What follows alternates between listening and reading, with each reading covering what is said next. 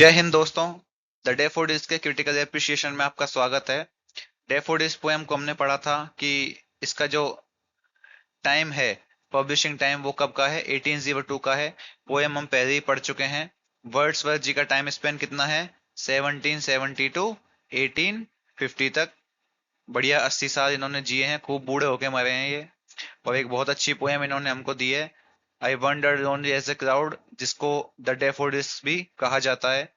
तो सबसे पहली चीज जो इसके क्रिटिकल एप्रिसिएशन में हम देखेंगे, वो ये चीज है कि इस पोयम की थीम क्या है। ठीक है, थीम क्या होती है? थीम वो चीज जिसके अंदर पोयम का एसेंस छुपा हुआ है। तो पोयम का एसेंस क्या है? इस पूरी पोयम में हमने ये देखा है कि जो वर्ड्सवर्थ हैं, उन्होंने नेचर की ब्यूटी को बहुत ज्यादा प्रेज किया है। ठीक है, जो डेफोडिल्स हैं वो कहाँ पर हैं, किस माहौल में हैं, नदी के पास हैं, पेड़ों के नीचे हैं। बहुत सारे डेफोडिल्स हैं, अपने हेड हिला रहे हैं, बहुत सुंदर वो दिखाई दे रहे हैं। इसलिए ये जो पोयम है ये डेडिकेटेड है ब्यूटी ऑफ नेचर को। लेकिन जब ये साथ ही साथ पोयम एंड होती है, तब ये पोइट के एक इमोशनल साइड को भी दिखाती है। क्योंकि हमने इस चीज को पढ़ा था कि वर्ड्सवर्थ ये बात कहते हैं कि जब मैं काउच पर लेटा हुआ होता हूँ, तो मैं उन वर्ड्सवर्थ के सीन को, उन डैफोडिल्स के सीन्स को याद करता हूँ।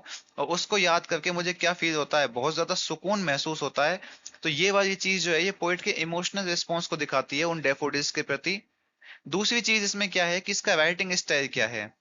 तो राइटिंग स्टाइल से मतलब है कि कौन से मीटर में लिखी गई है, कौन सा इसका सिस्टम है। तो ये जो पोयम है ना, ये आयम्बिक टेट्रामीटर में लिखी गई है। ठीक है, आयम्बिक टेट्रामीटर। अब आयम्बिक टेट्रामीटर क्या होता है? इसमें हर एक लाइन में 4 फिट होते हैं, 4 फिट या 4 मीटर, या फिर 8 सिलेबल। अब 2 syllable is equal to 1 metre या 1 फिट, तो 8 सिलेबल या 4 फिट इसमें होते हैं। एक चीज, इस पोयम के अंदर रन ऑन एंजेममेंट का बहुत इस्तेमाल किया गया है। अब रन ऑन एंजेममेंट क्या होता है? रन ऑन एंजेममेंट एक इस तरह का पोएटिक डिवाइस है जिसके अंदर एक लाइन को खत्म किए बिना ही दूसरी लाइन स्टार्ट कर दी जाती है। मतलब पहली लाइन को कोई प्रॉपर एंड नहीं दिया जाता है, और दूसरी लाइन जो है वो पहली वाली पिछली वाली लाइन के साथ ही कंटिन्यू की जाती है।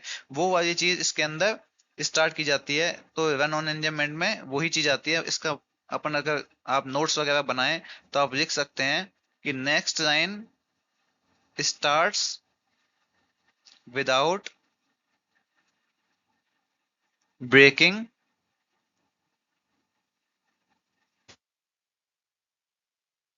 Of with previous one.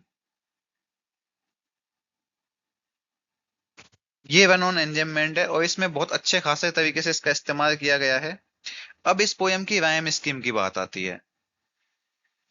ये जो पोयम है, इसके अंदर छह छह लाइन के 4 स्टेंजा हैं, और हर एक स्टेंजा की एक राइम स्कीम है, मतलब फिक्स राइम स्कीम है हर एक चीज की। तो सब में यही फॉलो होता है। तो इस पोयम की जो राइम स्कीम है वो है ए बी सी सी। ये इस पोयम की राइम स्कीम है। अभी हम पोयम पढ़ेंगे तब और देख लेंगे। ठीक है, तो ये इस पोयम का एक मोटा मोटा सा ब्रीफ इंट्रोडक्शन टाइप का हो गया है। और इसकी अपन ने थीम देख ली है, अपन ने इसका राइटिंग स्टाइल देख लिया है, रन ऑन एंजॉयमेंट देख लिया है, अपन ने इसका रायम देख लिया है। अब जो सबसे इंपॉर्टेंट चीज जो कि एग्जाम में जिससे सवाल बनते हैं, वो है फिगर ऑफ स्पीच।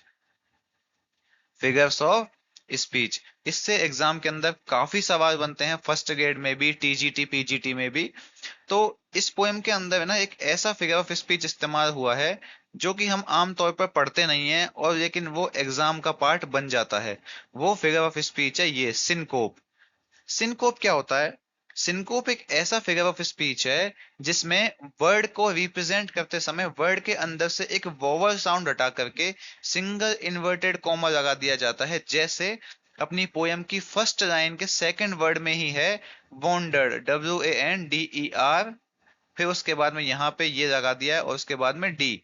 तो जहां पर वोवल को हटाकर, क्योंकि अगर इसको नहीं हटाते तो ये स्पेलिंग क्या होती, WANDERED। लेकिन यहाँ पे ई को हटा करके ई की जगह क्या लगा दिया गया है, ये सिंगल इन्वर्टेड कॉमा लगा दिया गया है। ऐसी स्थिति में जब वर्ड्स को लिखा जाता है तो उसमें कौन सा फिगर ऑफ स्पीच होता है? उसमें होता है सिनकोप। ठीक है, पोयम स्टार्ट करते हैं। पोयम में हम आगे आगे देखेंगे। क्या क्या है। देखिए, सबसे पहली चीज तो आई, आई से मतलब फर्स्ट पर्सन नैरेटिव में इसने पोएट, जो पोइट है वर्ड्सवर्थ है, उन्होंने इस पोएम को किस में लिखा है, फर्स्ट पर्सन नैरेटिव में लिखा है। इस तरह का भी सवाल बनता है। फिर दूसरा है वॉन्डर्ड। वॉन्डर्ड में वही आ गया जो मैंने अभी अभी आपको बताया, सिंगल इन्वर्टेड कॉमा, एक वोवल को हटा करके। यहाँ पे वोवल कौन सा होता, अगर ये नहीं आता तो ई वोवल होता। तो यहाँ पर कौन सा फिगर ऑफ स्पीच हो गया, यहाँ पर हो गया आपका सिनकोप। अगर आपको वर्ड अंडरलाइन करके दे दे एग्जाम में, तो यहाँ पे कौन सा फिगर ऑफ स्पीच है, syncope. Lonely as a crowd, as आ गया है तो यहाँ पे कौन सा हुआ, सिमरी। सिमरी में मैंने आपको बताया था दो डिफरेंट टाइप की चीजों के बीच में एज या लाइक का यूज करके कंपैरिजन किया जाता है, तो उसको क्या बोलते हैं, सिमरी बोलते हैं। तो यहाँ पर एज या लाइक हो गया है। उसके बाद में नेक्स्ट लाइन में जो अपने इंपॉर्टेंट अपन उन्हीं को देखेंगे। अपन एलिट्रेशन, जैसे यहाँ पे हाई और हिल्स है, अपन ये वाली चीज एलिट्रेशन, एजोनेंस, ये वाली कजोरा, ये जो फिगर ऑफ स्पीच है ना, ये आपको हर पोयम में भर भर के मिलेंगे। लेकिन एग्जाम के अंदर इनमें से सवाल आने की संभावना बड़ी कम है। एलिट्रेशन से फिर भी आ जाता है, लेकिन मेन सवाल कहाँ से आते हैं, जो चीज हमको एग्जैक्टली दिखाई नहीं देती, जिसके मीनिंग से मतलब निकलता है। जैसे तो पर्सोनिफिकेशन हो गया, हाइपरबली हो गया, ओनामोटोपोइयो हो गया, इमेजरी हो गया, मेटाफर हो गया। तो ये वाली चीजें एग्जाम का पार्ट बनती हैं। उसके बाद में ये ए होस्ट ऑफ गोल्डन डेफोडिल्स। अब देखिए, इसमें दो फिगर ऑफ स्पीच है। एक तो है आपका इमेजरी, दूसरा है आपका मेटाफर। कैसे है इमेजरी, कैसे है कि ये जो गोल्डन डेफोडिल्स का समूह है, ये इसने कल जो कंपेयर किया है, पोइट ने कंपेयर किससे किया है उस चीज को, एक भीड़ से कंपेयर किया है, एक होस्ट से कंपेयर किया है। तो ये पोइट की एक इमेजिनेशन है कि बहुत सारे फूल जो हैं वो जीवंत दिखाई दे रहे हैं, ऐसे उसको महसूस हो रहे हैं। तो ये जो इमेजिनेशन है ना, ये इमेजिनरी इमेजिनरी जो है, imagery imagery figure of speech को एक इमेजिनरी स्टेटमेंट इसको प्रूव करता है कि इसके अंदर कौन सा फिगर ऑफ स्पीच है, इमेजरी। मतलब पोएट की काल्पनिकता है कि उसने क्या चीज दी है, इसको क्या नाम दिया है, अ होस्ट, एक बड़ा विशाल समूह। अब चूंकि गोल्डन डेफोडिल्स के बहुत बड़े विशाल समूह को क्या कहा गया है, होस्ट कहा गया है। इसकी तुलना ही की गई है, क्योंकि फूलों का जो है वो भीड़ नहीं होती है। भीड़ किन की होती है, भीड़ तो होती है या तो लोगों की या जानवरों की। तो इस गोल्डन डेफोडिल्स के फील्ड को क्या कहा गया है, होस्ट कहा गया है। बिना एज या लाइक के कंपेयर किया गया है होस्ट से। तो इसलिए इसका दूसरा फिगर ऑफ स्पीच क्या होगा, वो होगा आपका मेटाफर। ठीक है। इसके बाद में वही देखिए, वही beside the lake, beneath the trees, फिर से वो एलिट्रेशन आ गया। ठीक है। अब fluttering and dancing in the breeze. अब डांसिंग, डांस कौन करता है, डांस करना जो है वो एक ह्यूमन की क्वालिटी है, और हवा के झोंके में डांस कर रहे हैं ये फूल। अब फूल डांस कैसे करते हैं भाई, फूल कोई कथक कली भरतनाट्यम थोड़ी करते हैं। लेकिन इस एक डांस मतलब बहुत अच्छी एक आर्ट है, जिसको कि फूलों की सुंदरता को दिखाने के लिए रिप्रेजेंट किया गया है। तो डांसिंग करना एक लिविंग थिंग की क्वालिटी है, ह्यूमन बीइंग की क्वालिटी है। इसलिए और फूलों को ये चीज समझाई गई है, फूलों के लिए डांसिंग करना कहा गया है। तो यहाँ पर एक ह्यूमन क्वालिटी इसको दे दी गई है। तो यहाँ पर कौन सा फिगर ऑफ स्पीच हो जाएगा, यहाँ पर हो जाएगा पर्सोनिफिकेशन। ठीक है। फूलों को डांस करते हुए एक ह्यूमन क्वालिटी दे दी गई है, इसलिए इसमें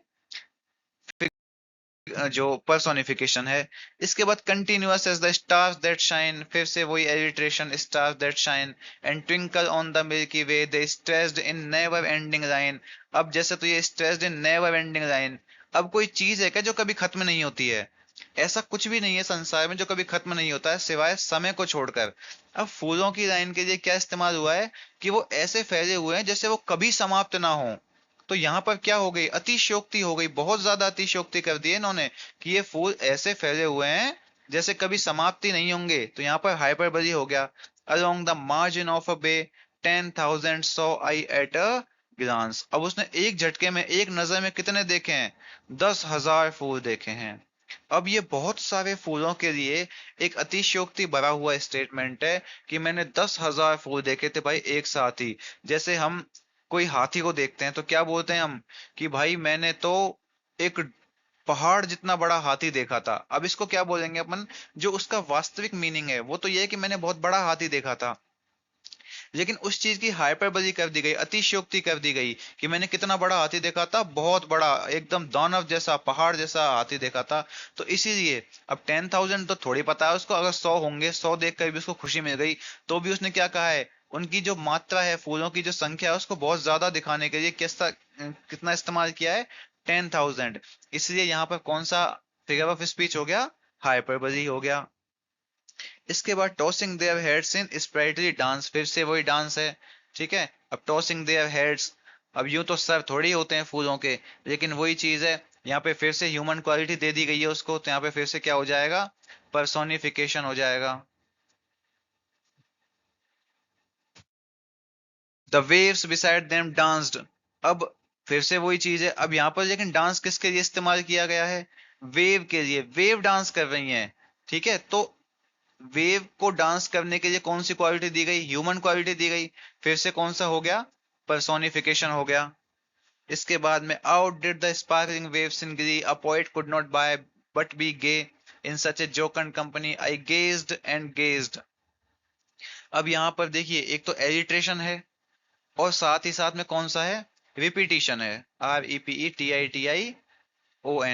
रिपीटिशन क्या है, जब दो सेम वर्ड इस्तेमाल होते हैं किसी चीज को एम्फेसाइज करने के लिए, तो वो उन फूलों को इतना सुंदर दिखा रहा है, इतना सुंदर बताता है कि भाई वो इतना सुंदर माहौल था कि मैं उसको घूरता ही रह गया, मैं देखता ही रह गया उसको, ठीक है। तो यहाँ पर वर्ड जो है, सेम वर्ड का रिपीटिशन हुआ है, इसलिए यहाँ पर कौन सा फिगर ऑफ स्पीच भी है, गेज्ड एंड गेज्ड में रिपीटिशन है।